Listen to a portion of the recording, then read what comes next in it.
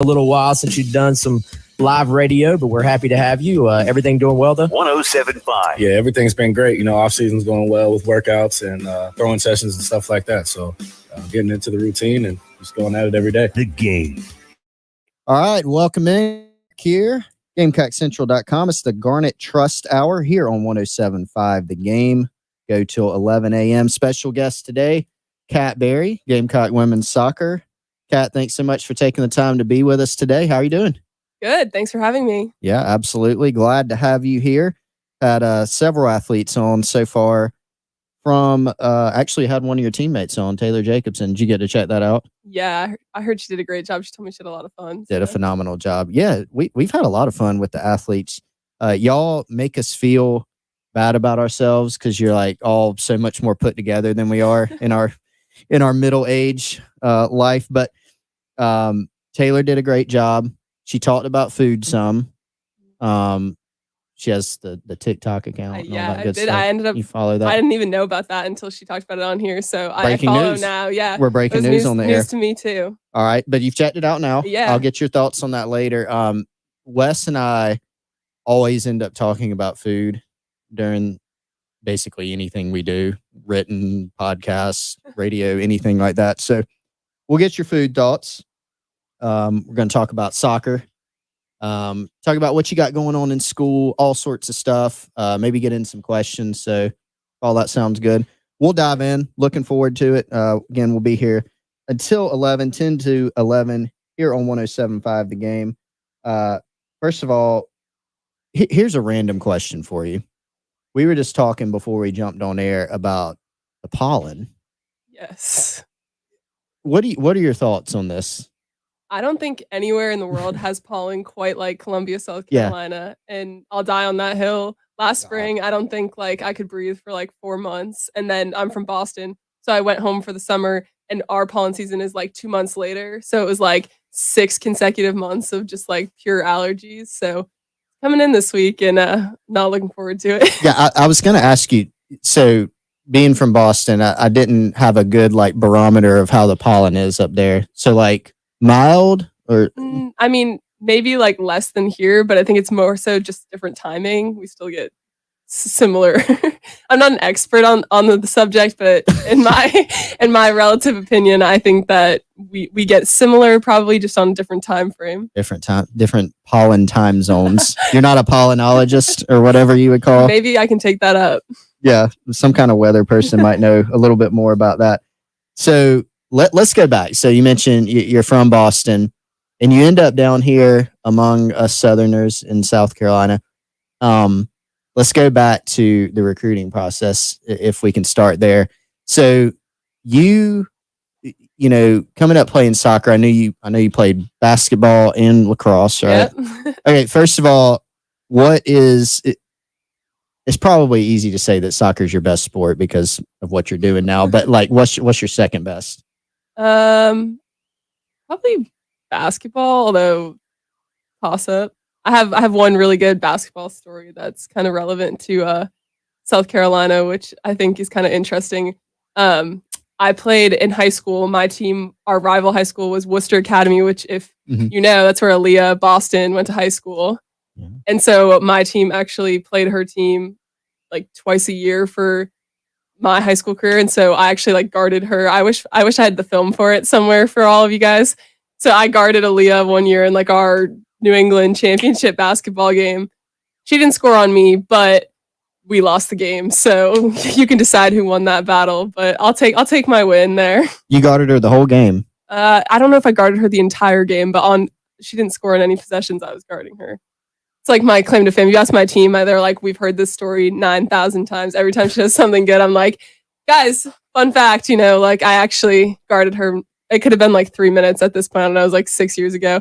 But I'm like, this is my claim to fame. Like, I guarded Aaliyah Boston. She fouled me, and she didn't score on me. Well, that's what I was going to ask you. So when you said you guarded, that's why I said the whole game. So I was trying to get a sense of, was it 3 minutes? We didn't shut her out, that's for sure. Okay, so you only got, I thought you went like 40 minutes solid of like not letting her Aaliyah score. And I were going up and down the court. No, so how many possessions? You don't remember how many possessions? I mean, I can try to find the huddle for you after this. I was going to say, Yeah. Film Do you have a huddle highlight still up from basketball? If you looked hard enough, I'm sure you could find something. Maybe Aaliyah's is on I'm there. I'm not gonna challenge you. I don't know if I want to challenge you to that, but If we find Aaliyah's high school highlight tape though, in a way, who's was. but you won't be Shoot, on I won't it. be there. There's no highlights for her. You can see me like somewhere else on the court. Maybe you can just like get the picture of the two of us playing against each other. Now, here's the key question: have you told her this? Like, have you talked to Aaliyah and been like, "Hey, you remember me? I shut We you down." definitely know who each other are and have like talked to each other since then. But I don't think we've ever had the conversation like, "Hey, remember when like I guarded you like during that New England playoff game?" Because I don't think she probably cares. And if I had to guess, I wouldn't bring it up because then she'd be like, "Yeah, when we beat you," and I'd be like, "You're right, good point." That is what most people ask in the end. But I do think it'd be funny to bring up at some point. I think you should bring it up for sure. I think we could do like a special segment. Maybe like special show. we could get like a pickup game. Just kidding. I don't wish that on myself. That would be good. The scary thing, I gotta say, my guess is, do you still play basketball? You probably don't play a lot. Not like that type of basketball because the injury risk right now. Right. I don't think You don't go Kelly shoot and around Jamie- though? Shoot around some, yeah. Okay. My guess is that your skills are probably not what they were when you were practicing a lot, and Aaliyah's probably gotten even better, Significant. like a lot better. I mean, there are people who are like first team All-Americans that can't guard Aaliyah. So I'm not gonna sit here and sell that story that I'm gonna be able to compete at that level. Put you in for what, a possession or two, just like you did in high school. I'll take my yeah. Yeah, you can. If I hang can in make there. it like an up and down like running race, maybe like if I can really like That's true. get it going, try to like tire her out, maybe I'd stand a chance. Probably not though. I think she'd just reject me, and I would have no points. But if I can make it like 0-0 and maybe like get one shot up from like transition or something, we'll see. A tie is not the worst thing, just like soccer, right? I mean, it's not. No, but it's not winning, and That's true. But you get what you can. I mean, facing off against overtime Aaliyah in our Boston. 1v1 battle. Yeah, you get what you can take there. All right, so high school recruiting. Tell us. I cover football recruiting mainly. Like that's my kind of prism that I look through, and know a little bit about basketball recruiting. Know a little bit about baseball. Admittedly, don't know a lot about soccer recruiting. Like, how early does it start? Yeah, so it's actually kind of crazy. So when I was being recruited, there were little to no rules other than that coaches couldn't directly contact you until your junior year of high school. So Okay. I could call, like at the time, I could pick up the phone and call Shelly and Jamie, but they couldn't pick up the phone and call me back if they like missed my call. So it was kind of like a little bit of like phone tag type of thing. But when I was being recruited, it was like 8th grade, 9th grade was when people would commit, or like the better players. Really? And then it would be like, I think like freshman, sophomore year was kind of like standard. And then if you were like committing as a junior or senior, that was like late. So things have changed. They put in a new recruiting rule. So like the girls who are freshmen now had that where you can't contact coaches at all till junior year. So it's very different now. But I was like an 8th grader taking phone calls from like college coaches, like, what do you want to major in? And I was like, what's a major? Like, I don't even know what that means. What's college? Yeah, pretty much. They're like, what are you looking for in a school? I'm like, I'm in 8th grade. I don't even know like where I'm going to high school yet, let alone like, Wow. yeah, it's hard to explain when you're like getting dismissed from middle school to like go on a college tour. So I think it's for the best now that they've kind of changed the rules a little bit. So I've tried to figure that out. So when you look at like baseball recruiting, it seems similar to that. Like football recruiting is pretty early too. I mean, you see every now and then you'll see a kid who is in 8th grade getting offered. You see freshmen getting offered a lot. Sophomores, juniors, certainly. But still, there's kind of a progression to where if you see a kid that's a freshman or a sophomore committing, even in football, you're like, man, that's pretty early. Mm-hmm. But like baseball, and from what you're saying, soccer, super early. So like, is it just because of the development track of soccer and the development track of baseball, like how the youth sports are? Is there like, I don't know, I guess the rules are written differently, but is it like a pressure on these colleges to identify kids super early? Is that what it is? Yeah, I think it's a combination of that and just like competition that like kind of built between college coaches. Like the idea of that if we don't get this player, someone else is going to. And so it just became like earlier and earlier and was one of those things that like just kept creeping like sooner and sooner because coaches just got like competitive and kind of like anxious about missing out on people. And so I think that kind of became a thing. And I also think with soccer compared to some other sports, like I'll tell anyone, like, can't really pick soccer up later in life. It's not like something in high school where you're going to like walk out and like pick up, I don't know. I started playing lacrosse in high school. I played like a tiny bit when I was younger, but like I could pick up a lacrosse stick and like kind of figure it out. And there's stories about like, you know, Northwestern with that whole like national championship run with that. I don't think soccer is a sport where like if you pick it up in high school, you're going to play Division I college. So I think that there's some element of like players are developed enough that you have an idea kind of the trajectory they like are going. Whereas like football, some of those other sports, like the physical development is such a huge thing. And maybe like you can start a little bit later. You can teach like skill sets if that like athleticism is there. So I don't know. I think it's a little bit more of like soccer is so tactical and technical that like those two elements you can kind of see, you can understand how smart a player is, you know, their technical ability and kind of like can predict where they're going. But I think mostly it's just like coaches trying to like outcompete each other. Yeah. So do you feel like they might miss on more players? When I say miss, like, you know, misevaluate people? Because I mean, you're taking a commitment from somebody who's a freshman. Mm-hmm. You know, is the hit rate still pretty high? I know you probably haven't like commissioned a study on it or anything. But no, like totally. It's actually kind of funny. And I tell people this all the time. Like I had probably like 8 or 9 of us in my club, like senior year class. And I think like already a bunch of them have transferred, or like I go home and they're like, I hate my school, hate everything about it. And so I think there's a combination of things of like people, the level they're at, the way they're committed to soccer, like when they're in 8th or 9th grade changes. Like some people just like don't love it as much anymore. And then you get to college and you're like, wow, I committed to this like really big D1 school and I don't want to do that kind of lifestyle. So I think there's some element of that. And there's still that same element of like players 5 years later aren't going to be the exact same player they were. So I think that it is like that totally. Like there's a lot of kind of missing or people falling short, or people and coaches get so anxious that they have to like, commit someone or guess on someone, and then you kind of like make the wrong decision. But it does work out in some cases too. I mean, like I think our program is pretty good evidence of that. We have had like very few players want to leave. So that's a good thing too. So I don't know how much you want to get into this part of it, but which schools did you like really heavily? First of all, when did you commit? I committed like the summer right after my freshman year. Okay, so yeah, pretty. I mean, I still feel like that's so early. I know you're saying it's not. It felt like, so early. Wow, yeah. I think I was like the first athlete in any sport at my high school for like my year to commit by like a good amount of time. If that gives some reference to. Wow. So, which schools did you really heavily consider? Yeah, I looked kind of all over the place. So, school is something that's like always been super important to me. Mm-hmm. So, and being from New England, like I did kind of the Ivy route. Like I toured some of those, looked at that. I also looked at a lot of ACC schools. So I looked at Virginia Tech, UVA, Duke. I toured at like Maryland, Northwestern, some of those like good academic Big Ten schools. I looked all over the place, kind of just like a couple. Georgetown was one that I kind of considered similar, like high academic, pretty competitive athletic.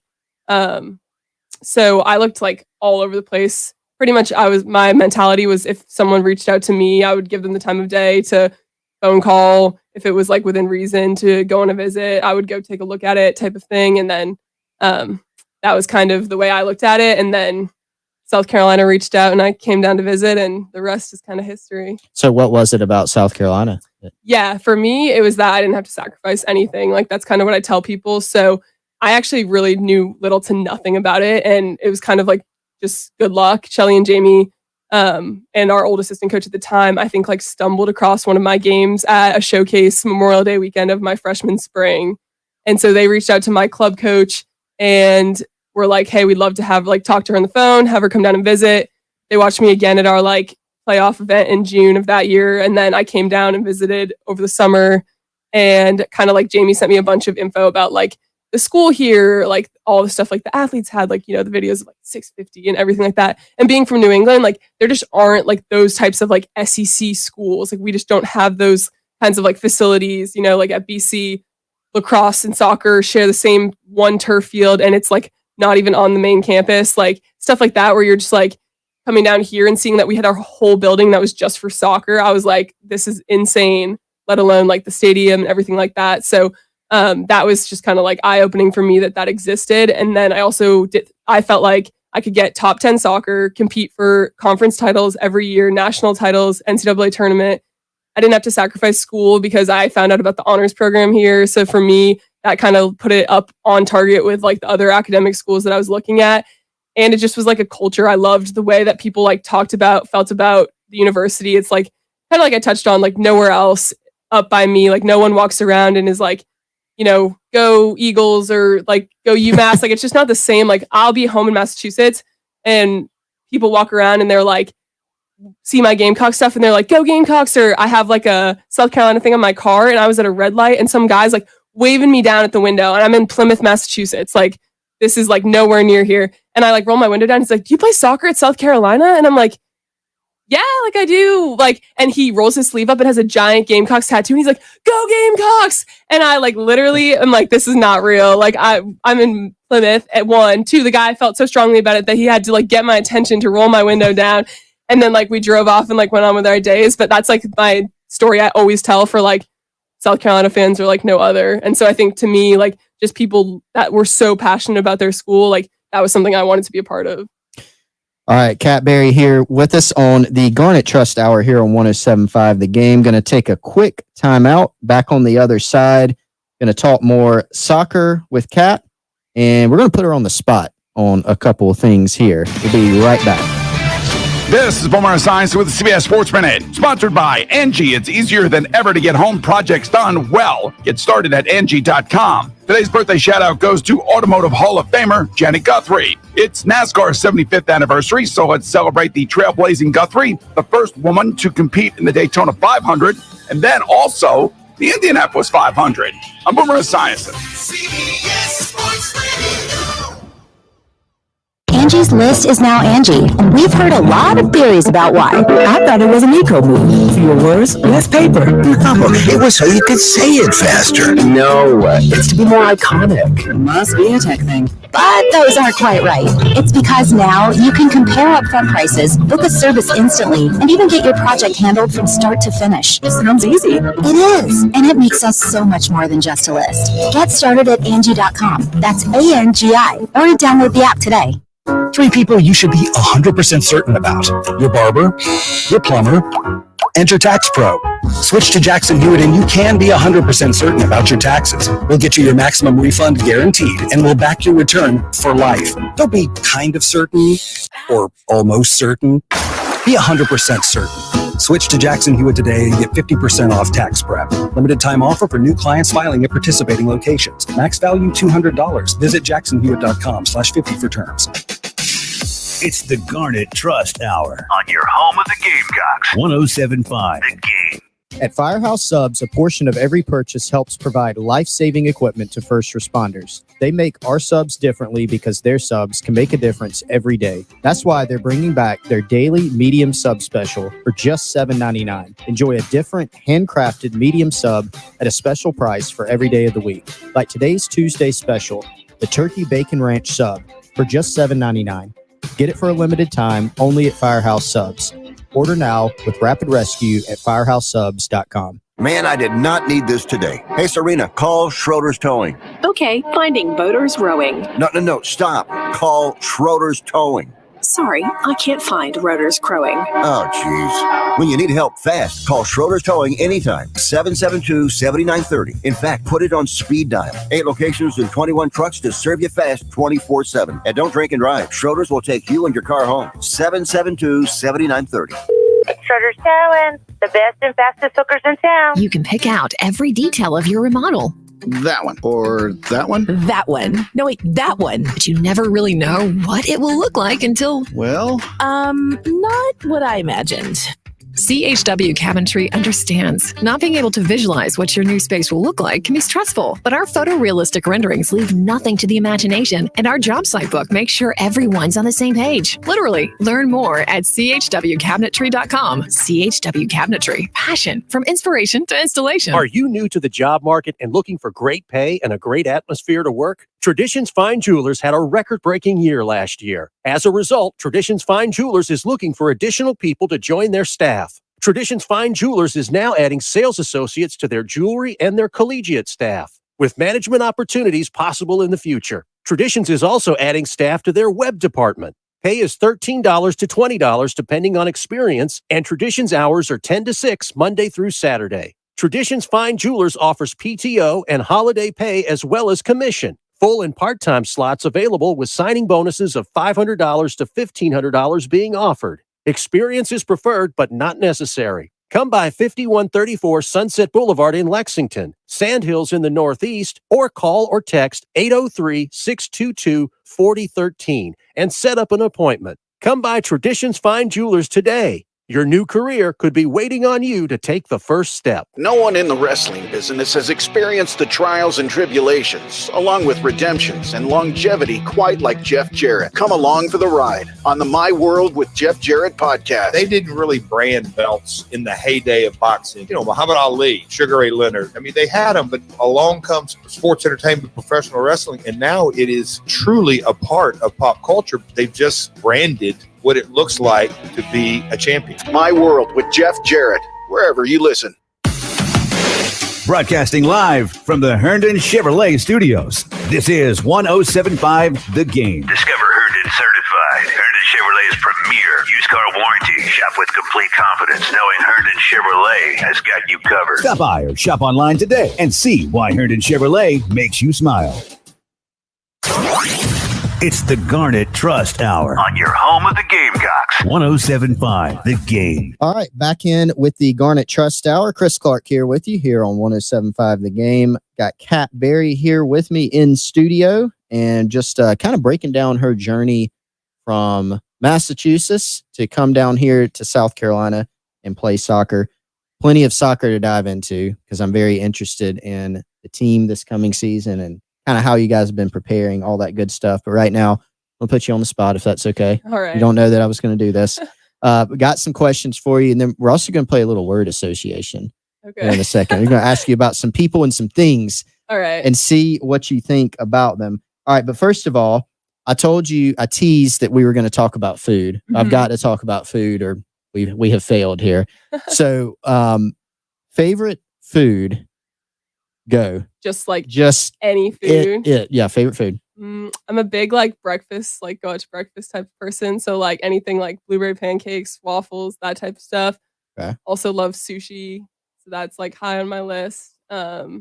Italian food would be my other kind of direction. So pasta with vodka sauce, chicken marsala, anything along those lines. That's kind of my wheelhouse. I gotta say Boston's awesome just in general. But they have some of the best Italian food ever. Yes. I can't remember the place that I went. It was in the... You got it. The North End? North End. Yeah, I was like, which direction is it? I think it's north. Yeah. The North End. We were it was like we were down in some dungeon or something, but it was absolutely outstanding. Totally how it is. Yeah. It was the guy that served us was a mob boss, I think. But I mean, it was absolutely awesome. Sushi, do you just rolls, right? Yeah. Raw, cooked, anything, doesn't matter? I'm not anything, but within reason. Within reason, you're good with it. Okay. All right. If you had a superpower, what would it be? I could pick any superpower. It's a superpower. You can make anything probably up. to be able to teleport or transport from one place to the other. That's mine. That is some people are fly or whatever. No. I'm why would you do that? Teleport. You're just instantly there. Yeah, that would be it. I'm totally with you on that. All right. Now, soccer related question here for this next one, and we'll probably dive into this. You can't give away your secrets, but what is your PK strategy? What's the go-to? Yeah. Well, I'm a huge believer in you have to just practice them. It's something that you have to get down to be a science. So that's something I've grown up going out to the field and taking like 100 of them. And if I miss one, like you start over and you have to like say what spot you're going to hit and you have to hit it type of thing. So it has to kind of be automatic. But I think more than anything, it's a mentality. You have to go up there and love that moment, love that pressure. And so for me, it's just been like training myself a little bit. And also it's kind of like an instinctive, like, some people can handle that moment and some can't.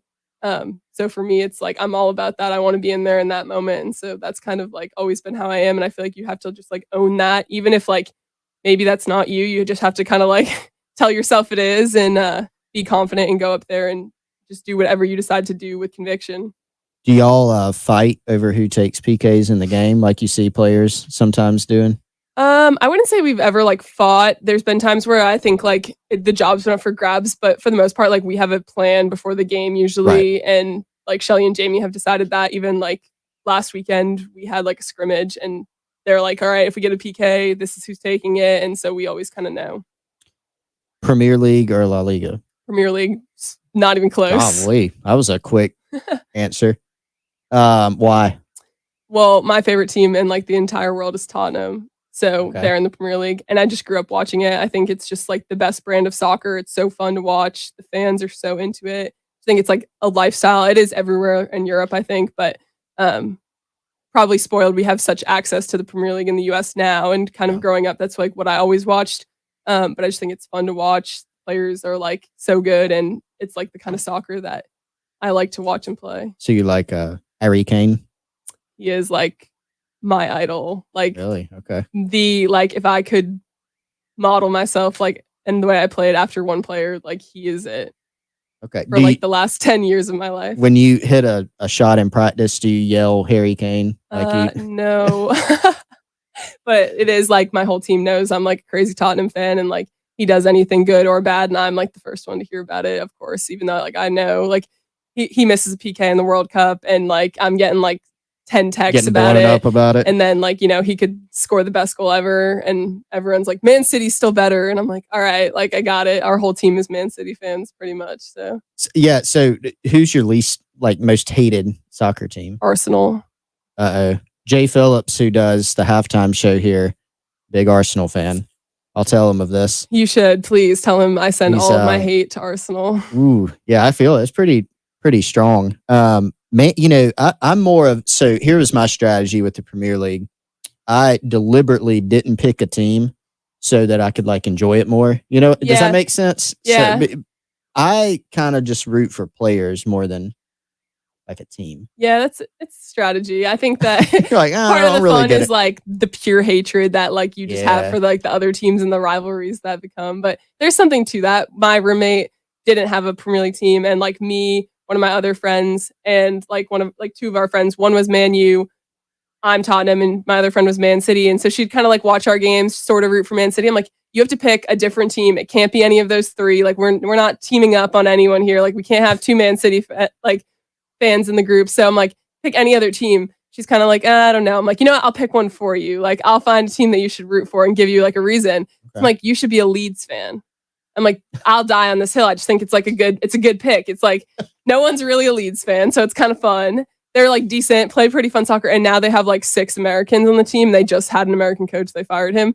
But I'm like, you should be a Leeds fan. It'd be awesome. And she like kind of at first, like it became a joke, and then like it became serious. And now she's like actually a Leeds fan, like follows the games. I'll come home. Like she used to like watch Premier League when we'd watch it, but like I'll come home and she'll have like actually turned the TV on and be like, look, Leeds is on. And I'm like, this is like the best thing ever. And she's actually going over to London for spring break and is going to watch Leeds play. Like she's that committed. Wow. So I think it's pretty awesome. Yeah. So if you need to figure out who the right Premier League team is for you, contact me. I'm a matchmaker. Yeah. Everybody get it, Kat. Yeah. Find out if you don't have anyone but Arsenal I can work with. So yeah, you can't convince anybody to like Arsenal. No. There's just no chance. No. Well, there's just no reason to. They have nothing. Unfortunately, they're doing pretty well right now. I don't want to talk about it. Okay.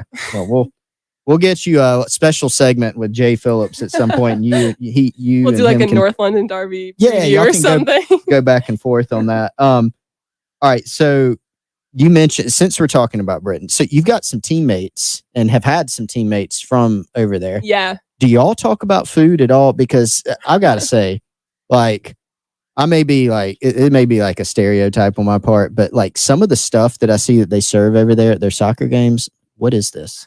It's like the mashed up like peas and stuff.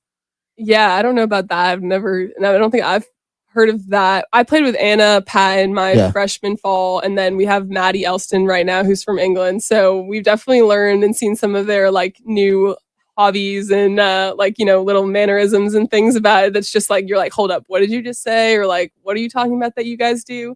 Which is funny. I can't think of like a really good example, but it's definitely different, and it's fun having someone in the locker room that's just like from a totally different world in some regards. So yeah, it brings a little something else. I'm fascinated because I just feel like anything that somebody from anywhere in Great Britain, they say anything, it's just instantly more interesting to me just because I just love the accent. Yeah, you know what I'm saying? It's true. It's fascinating to me. But no, people do have some different mannerisms, like even things that they say, like people from Canada, you know, and they were talking about going to look at a movie sometimes. Like, what, are you going to buy it? Like, are you looking like watch like the movie? Look at the like cover of they were like they were going to watch the movie in the theater, but it was look at it. So it is kind of fascinating.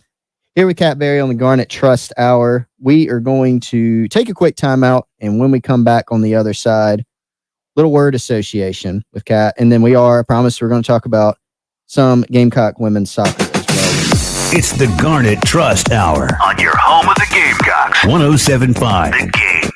Beneath their gorgeous exterior, 1-800-GOT junk trucks were designed to be ready for anything. How about construction site junk? All you have to do is point. Retail, grocery store, warehouse, office junk? Point, point, point, point.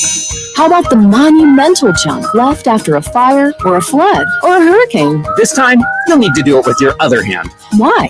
Because the first hand will be tired from all of that other pointing. I see your point. Call 1-800-GOT-JUNK or visit 1-800-GOT-JUNK.com. Attention job seekers. DHEC has collaborated with other state agencies to provide you with new and exciting career opportunities for you to explore. Join us for an in-person and virtual career fair on March 30th from 10 a.m. to 2 p.m. at the Columbia Metropolitan Convention Center. Registration is encouraged, but walk-ins are welcome. Please visit scdhec.gov/careers to register for the career fair on March 30th at the Columbia Metropolitan Convention Center. Hey, this is Ray. And Mary Ann with Absolute Glass. And we're happy to have been voted Lexington's best glass store for 13 years in a row. Many drivers are unaware that your cracked windshields can be replaced, usually at absolutely no cost to you. If all the high-end car dealerships in town can trust us to do their glass needs, so can you. We service the Midlands both at our shop in Lexington, but we are also happy to come to you at home or work. Find us online at AbsoluteGlassInc.com. And remember, if you can see through it, we can do it. I'm Martin Hoke, the inventor of Navage Nasal Care, and I love Navage. I've told you about how your nose is the body's air filter, that Navage's powered suction will help flush out allergens, viruses, mucus, and germs, and that Navage will help you breathe better. But what do other people say about Navage? Like Josh, quote, "After walking around my whole life being a mouth breather, I was excited to try Navage. I read the directions carefully, pressed the button, and oh my gosh, what a sensation. So much mucus, so much crud, but oh sweet, merciful air, I can finally breathe you through my nose. Never have I ever taken such an amazing breath in my life. This is a life changer," unquote. He's one of over 100,000 online reviews praising Navage, the all-natural solution trusted by over 3 million people to help you breathe better, sleep deeper, snore less, and stay healthier without drugs. Navage is available at Walmart, CVS, Walgreens, Target, Rite Aid, and online. Navage, Navage, clean nose, healthy life. Run the Cup. Lexington Medical Center's Governor's Cup Road Race will celebrate its 50th anniversary on April 7th and 8th. South Carolina's annual running festival starts Friday, April 7th with an expo and a Main Street Mile, open to all running levels. There's also a free Main Street Mile for kids on Friday. On Saturday, April 8th, choose from a half marathon, 5K run, or 5K walk. Don't miss the fun of the finish area with music, food, and activities before the awards and post-race celebration. For more information or to register, visit governorscupsc.org. Finding great people to hire is like trying to find a needle in a haystack. It's pretty difficult, right? Well, ZipRecruiter has mastered finding a needle in a haystack, so they take it to the next level. They make hiring so simple that it's like finding a needle in a needle stack. And that's why you should try ZipRecruiter for free at ZipRecruiter.com/radio. Here's what it's like to use ZipRecruiter. They have so many qualified candidates that it's easier to find the right ones for your roles. In fact, 4 out of 5 employers who post on ZipRecruiter get a quality candidate within the first day. That's a lot of needles. So how do they do it? ZipRecruiter's powerful technology sends you candidates who are a great match for your job, and you can even invite your top choices to apply. So if you want less hay and more needles, head to ZipRecruiter. And right now, you can try ZipRecruiter for free. That's right, free at ZipRecruiter.com/radio. That's ZipRecruiter.com/RADIO. ZipRecruiter.com/radio. ZipRecruiter, the smartest way to hire.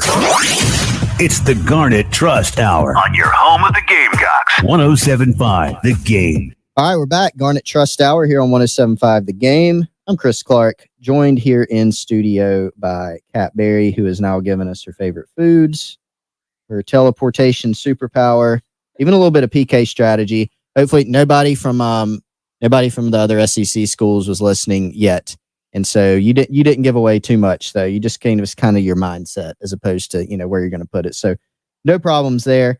Going to do a little bit of word association here now. First of all, you gave me one that I did not have written down, but I just think it's funny, so I'm going to do it again. Arsenal.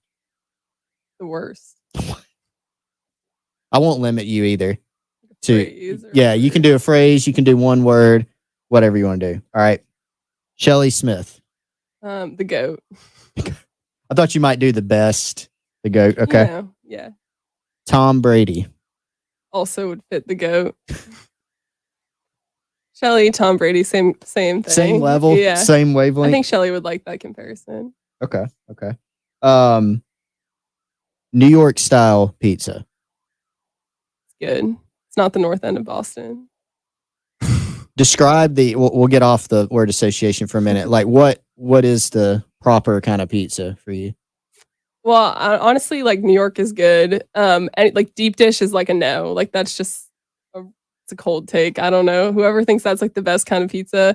I don't know if anyone listening's ever been to Regina's in the North End. Mike, Kiva, if you're out there, you'll know what I'm talking about.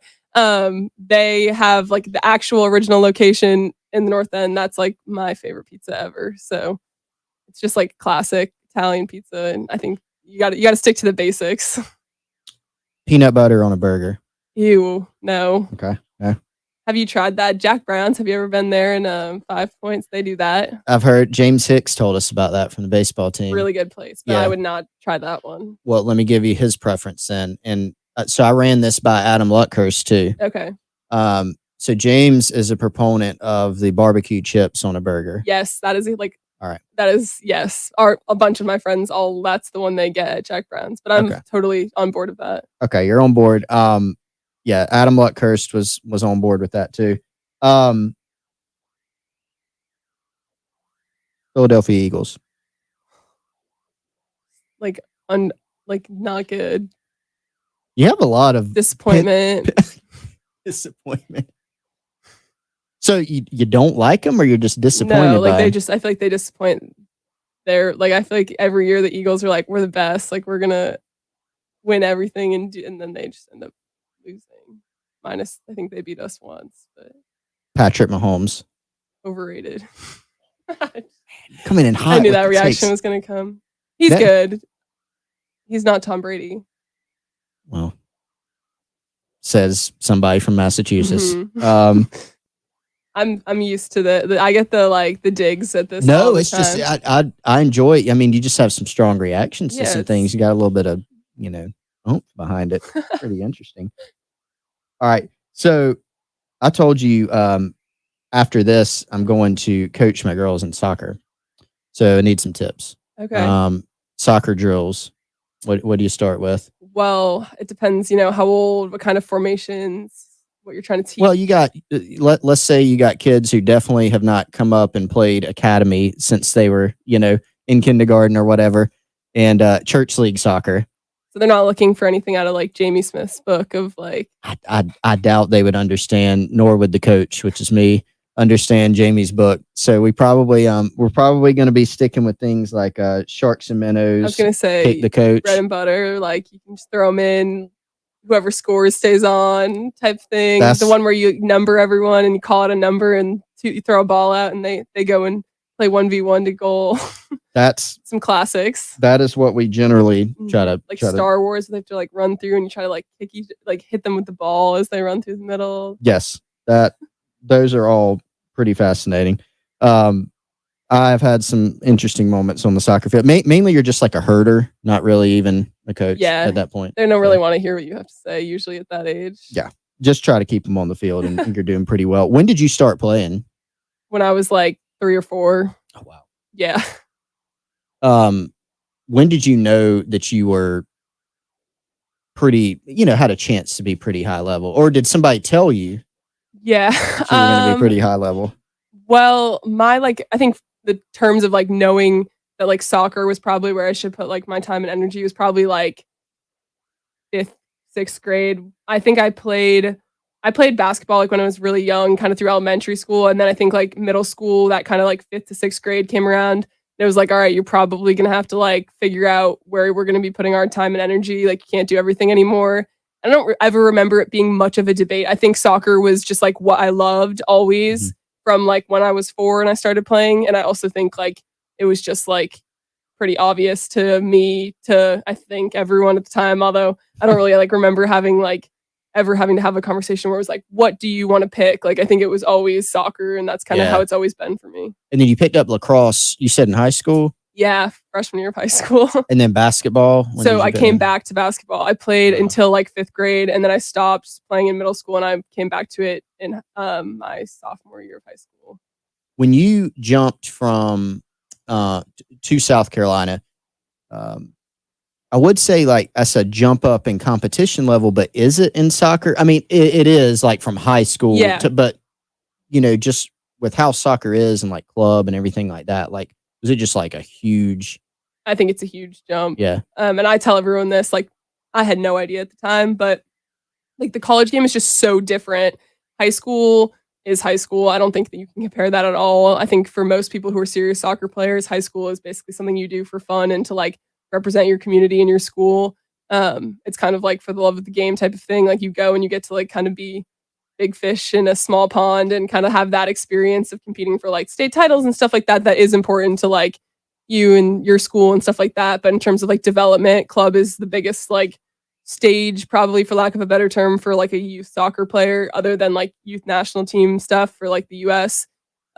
So, and even then the jump I think is massive. I say all the time, like club soccer, I didn't realize at the time, but it's so much of it is like, all right, you guys are really good. Like go out and just like win. And I got to college and I was like, there's just so much more to this. And luckily, like I had watched a lot of soccer and it's stuff that like I was interested in. So it wasn't like it came like impossibly hard. It's just like totally different. You have to learn to like watch film, be able to like critique yourself, understand like where you're supposed to be positioning, like how to run a press, how to like do different things. And I actually like, funny enough, I credit like my high school basketball coach in some ways because we ran a very systematic system in high school basketball, especially defensively. So I had to learn how to like kind of function in that, like, okay, you have to be here. This is your slide. This is where you're supposed to be. This is the area you're responsible for, kind of like that, whether it was like a full court press or we'd play like different zones. And so I actually think it's funny, like when I came to South Carolina, I kind of like think about that sometimes still of like, all right, now we're pressing. So what does this look like? And how do I slide? And how do I read this pass? How do I see someone's eyes? So it's kind of funny, like you just learn to like work in that system. And for some people, it works really well. Like you can take like these the jobs you have to be responsible for and you better be responsible for them type of thing. And for some people, I think that's really hard just because you're so used to like, it's so free and do whatever you want. And kind of like it's an adjustment physically, speed of play, like all that stuff is totally true. But also I think it's just like a completely different game, set pieces, like that just aren't that big of a thing in like club soccer. It's like kick the ball in the box on a corner in club soccer. And here it's like, where are we aiming with the service? Where are runs going? Do we have like people running to shoot at the top of the box? Someone on the goalie? Like just so many more things that go into it than just, and that's just for one set piece, let alone like pressing or playing out and actually in the run of play, like strategies and different things that like we're conditioned to do. So it's very different for sure. Definitely an adjustment. Do you feel how much more comfortable? I know the game's still hard. I know like at any level but how much easier, how much more comfortable are you than you were as a freshman though? Yeah, it's huge, definitely. Yeah. I think even just like from a training standpoint, I don't think like anyone in our environment is ever like comfortable in the sense of like, you're like, well, I don't have to like worry about anything. Cause like our coaches will like, if you're a senior and you're not, performing, like you'll sit the bench or you'll not start, like even if you're a senior captain, it doesn't matter.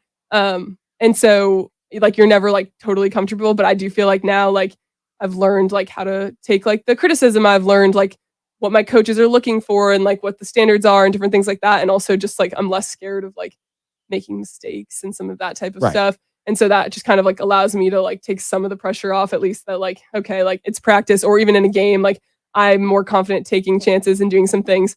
Probably like I scored some goals this year that like I wouldn't have even thought to, take defenders on or make runs that like you can, if you watch back, you'll probably know what I'm talking about. But there are a couple of goals this year where like I went on some dribbles that I'm like, freshman year Cat would never have done that. Or even just like turning in the center of the field and like driving up I would have been like, all right, turn and connect to pass, like just don't mess up. And now I'm like, all right, how can I like be dangerous, or how can I do something like creative or be me? It just adds like a level of like calmness and just creativity that you can't maybe have as much perspective on as a freshman.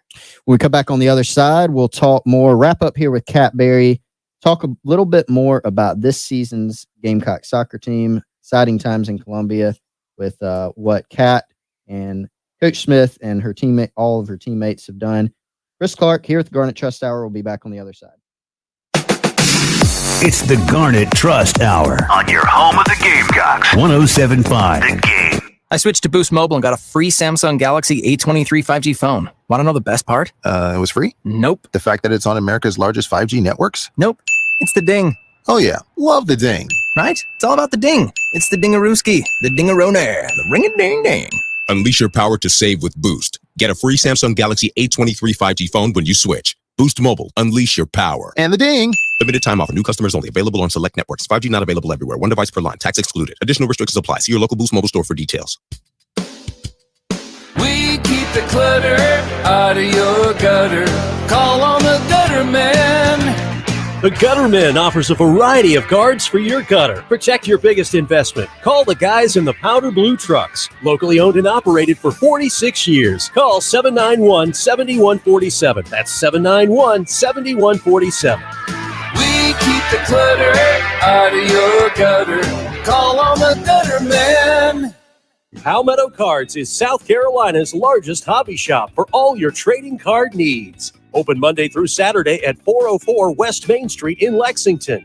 Palmetto Cards is South Carolina's largest dealer of sealed wax and singles, baseball, basketball, football, Pokemon, and more. Need to have your cards graded? Palmetto Cards is a grading submission center for PSA, SGC, and Beckett. They are always paying cash for your collection.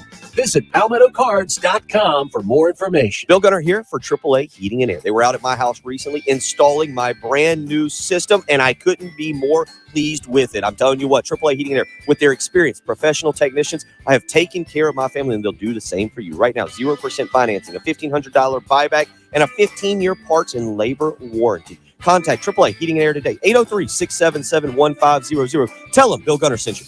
AAA Air when you need us. AAA Heating and Air. If it's round, rubber, and roll, Rose got it. If it's round, rubber, and roll, Rose got it. Hey folks, Cameron Boyd Williamson here with Bow Tire and Oil, now open next to the Publix at Hendricks Crossing in Lexington. We are family owned and operated, serving the Midlands for over 30 years. Come check us out or give us a call at 803-520-4444. If it's round, rubber, and roll, Bow Tire's got it. Managing your online presence takes time, effort, and expertise. It can overwhelm even the savviest business owner. So, meet Cumulus Boost. We're experts at boosting the online presence for businesses of every type. We make sure potential customers can easily find you and really like what they find. Your website, online listings, consumer reviews, and more. Cumulus Boost. Online at cumulusboost.com. CUMULUS Boost.com. Attention all golf and sports club enthusiasts. Are you looking for a top-notch family-focused facility in the Midlands? Well, look no further than the Windermere Club. Our 18-hole Pete Dye golf course is legendary and well-maintained. Our indoor-outdoor tennis complex is top of the line, and our fitness center is loaded with the latest equipment. But that's not all. We also have a state-of-the-art aquatic center with programming for swimmers of all levels. And the best part? Our rates are unbeatable. Craving delicious food with a view? Come enjoy the Lakeside Grill. Our talented chef serves up mouth-watering dishes with a beautiful lake view. Lakeside Grill, where every meal is a masterpiece. Don't miss out on this opportunity to be a part of the Windermere Club for less than $70 a month. The Windermere Club, where excellence meets affordability. Call us now at 786-PUT to schedule a tour and take advantage of this special offer. That's 786-PUT. Broadcasting live from the Herndon Chevrolet Studios. This is 1075 The Game. A great selection of new Chevys is available now at Herndon Chevrolet. The lot is packed with inventory and more is on the way. So shop your hometown Chevy dealer today. Stop by or shop online today and see why Herndon Chevrolet makes you smile. It's the Garnet Trust Hour on your home of the Gamecocks. 1075 The Game. All right, it's the Garnet Trust Hour. Chris Clark here with Gamecock Soccer's Kat Berry here in the studio with me, wrapping up our last segment. We've had some fun so far, and going to wrap up now talking a little bit about your typical day and also, just an outlook for this season's soccer team. Before we get into that, a couple other leftovers, just like big picture soccer items. So the women's game, certainly when you look at like the U.S. national team is well advanced. Yeah. Why do you think that is? And what do you think has to happen, if you have any thoughts on this, for the men's game to take more hold? I think there's a couple of things to it. I think one element is just that, like, in the US, I think for a long time, like, soccer was one of the few sports that like was widely accessible for women. And so I think like men have just had more sports that they've had access to, which kind of like draws out the talent pool because you have talented athletes that maybe are going into other sports instead of soccer. I also think just like the focus on it overseas, because like it is one of their main sports, like they've put time, energy, money, resources and years into developing it. And I just don't think like we've caught up on that yet. I think it's definitely moving in the right direction. I think the women's game is so far ahead also here, just because like even from like a human rights standpoint, like women in the US have been able to play sports for so much longer. So we've had kind of like the ability to advance and develop and have more resources for women, even in soccer, than other countries. And still we have work to be done in leveling the playing field just across the board in all professional women's sports. But compared to other countries, I think we had a head start. I do think other countries are catching up now and leaning on the infrastructure that they've developed for like men's soccer teams, which is going to help them and make us have to raise our level as well. So one of the things, I mean, I picked up soccer as a fan, not a player. I do goof off and play sometimes, but I picked it up as a fan like much later in life. Yeah. Kind of, just never really watched it. And part of that was the accessibility. Mm-hmm. Like I was watching the World Cup one year. I was like, this is amazing. Yeah. And so that's where I kind of fell in love with it. But a lot of people are still haters on soccer. I mean, you know that. So, all right, last game that we're going to play today before we get into some things, give us like a 1 minute, make your case, somebody who doesn't watch soccer or like actively is like a hater of soccer, why they should love soccer. Yeah, I think there's a lot of reasons that you should love soccer. Starting off, you can watch it. It's a 90-minute game.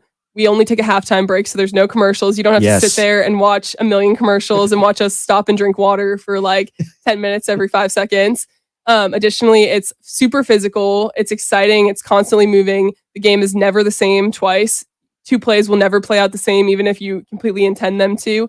Also, I just think it is one of the most widely played sports in the world. So in terms of just like variety, creativity, and connection, it's a sport that can take you across the globe, connect you with people from all over the world, and just it's fun to watch. People love it. People are super passionate about it, and it brings a sense of community. So I think in a way that maybe no other sport internationally can do, soccer draws people together, and I think that that's one of the most special things about it. Even in rivalries, Tottenham and Arsenal, whatever it is, South Carolina, Clemson, like people get brought together over the sport, which is really special. So I mentioned we were going to kind of go over, kind of preview your team for this year, but also go over your typical day. So I think something that we always try to shine some light on from a media perspective is just how hard y'all work as student athletes and how much you have going on. Walk us through a typical day. It could be in season, out of season, but just how packed the calendar is. Yeah. For example, today, so in the spring, we train every morning. So we are out on the field at like 7 something. We'll train for like an hour and a half, depending on the day. Come in, we'll lift. Today we had a meeting after lift. I had class at 10:05. So I went to physical chemistry 2. I don't know if anyone is familiar with that. Sounds really fun, I bet. And then from there, I went to work. I work in a research lab on campus. So I headed over there to get some hours in for the week. And then I had an exam at 2:50 for biochemistry. So I went there and then I came right here to get on the radio. So, it's kind of a busy day. It just depends. In season, we travel a lot more. So we miss school sometimes. We train in the afternoon sometimes. But typically, our days involve, a long practice block, 2 to 3 hours. We're there an hour ahead of practice time. So if practice starts at 7, we're there at 6, rolling out, fueling up, getting ready to go, getting taped up, whatever it is. And just like we have film. So if we had a game, we'll watch film before we go out to train, stuff like that. So we stay busy for sure. Our team's also doing a bunch of like community service initiatives this spring. So we've been doing elementary school visits, and some other things like that. So that's been a weekly thing that every single person on our team has been committing at least an hour or 2 weekly as well. So we stay pretty busy, especially in season, but also definitely out of season as well. Well, I've noticed your team does a lot of outreach, like community service, like you said, but also do a really good job with the fans. Yeah. So, Darby, back at Stone Stadium, like, what have you thought of the fan support from the Gamecocks since you've been playing? Yeah, like when I mentioned earlier about just how amazing like the culture is down here, our fans, soccer specifically as well, is like unmatched. They've been top 2, 3 nationally attendance in the country every year, both men's and women's soccer, which is just unbelievable. We get thousands of fans and packed houses for college games, which is just like something I'd never seen before. And so I think our fans are just the best. They cheer for us through ups and downs. They're there in August and they're there in the cold in November. They travel with us around the country. We have the graveyard shift, which will drive like all the way down to the SEC tournament to be there for us. So it's just unbelievable. And we're so grateful for everything they do. So all of our efforts are basically as a way to say thank you. And that's what we try to do with our like fan appreciation clinics and with like Familia FC, and just getting ways for people to be connected, going back out into the community to see like the kids that do come to our games and kind of give back to them. And that's something that like we've always wanted to do and we've been committed to and we'll continue to do so. So I know maybe a little bit of a sore subject, but kind of is what it is. I know you don't mind talking about it. This last season, y'all had a good run, but I know you well enough to know that you're not satisfied with that. So tell us about, seriously though, what you accomplished last season as a team. Kind of when you look back on it, what are your thoughts on the season and how can you bring that forward? Like, what's the outlook for this year? Yeah, I think a couple of big takeaways I had from last year. Starters, we had an undefeated non-conference for the first time while I've been here, so that was huge. Yep. We played some really tough opponents, and so I think that experience was something that definitely I'll lean on, and like kind of having that. My freshman year was COVID, and then my sophomore year I got hurt during non-conference, so I missed almost all of our non-conference portion. So it's the first year I had kind of like that full experience. So that's definitely something that I learned a lot from, and then our SEC regular season was kind of tough, up and down. We just, not as bad as I think like my sophomore year, but a little bit just like we started off losing our first game, which was just kind of a bummer. But I think my biggest takeaway about our team from this year is like the grit we had to bounce back. And we got knocked down a couple of times, but we never quit and we never stopped believing like in our team. And I think in other years, not that we've ever been a team that has given up or like, hung our heads, but I think this year's team especially kind of refused to be denied. Like we knew we wanted a trophy, and if one opportunity passed us, like we were going to make sure we were ready for the next. And so I think like we lost, to Vanderbilt and we thought we might be out of the East, and then we went to Tennessee and hammered them 6-1. And so it was kind of like a way of making our statement of like, we're not going down without a fight, 1, and 2, like we're not scared of anyone and like we're ready to go and we're going to get our next opportunity. And so I think like it's a long season, so you're never going to win every game. And in the SEC, like you might have to win every game to win the conference, which is tough. But we knew like we'd get a clean slate at the tournament. And so I think we approached that with kind of like a fresh outlook and went in and did exactly what we set out to do. And so I think that for me is like a week that I will never forget, the experience from it, just of like how committed we all were. I think everyone was like just so focused on what the end goal was. And I think that was pretty evident. And I also think it was awesome because everybody thought Alabama was going to win. Yep. They literally did a TV special where they literally only they only covered Alabama. And then at the end, they're like, but then South Carolina won on this day. And, sometimes that happens. And thank you for coming. And we kind of watched that and we're like, wasn't an accident. Like, we won that game fair and square. And so I think that's something that we've always known. We can compete with anyone. It's just continuing to find ways to do it consistently over and over again. And I think we were much more consistent this year than we were last year. And even heading into NCAA tournament, we put up some good performances against a Wake Forest team that competed with some of the ACC teams this year, win 2-0. We compete against Harvard, who people had as a College Cup outlier, and basically put them away in the first half.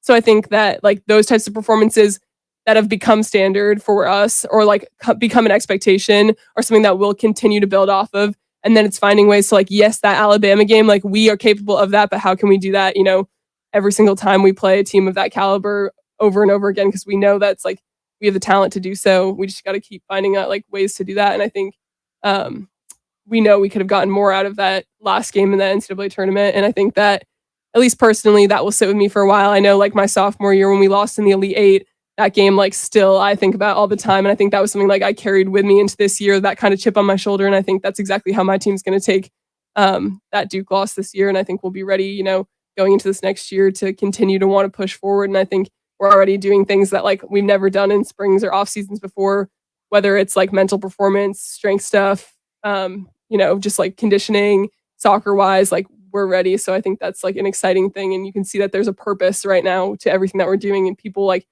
want to keep pushing, which is exciting. Good stuff. All right, Kat. Hey, I've had fun. Hope you have too. Good stuff from you as always. It's the Garnet Trust Hour. I've been joined by Kat Berry. Thanks everybody for listening. And the Gamecock Central Takeover Hour is next. WNKT FM Eastover.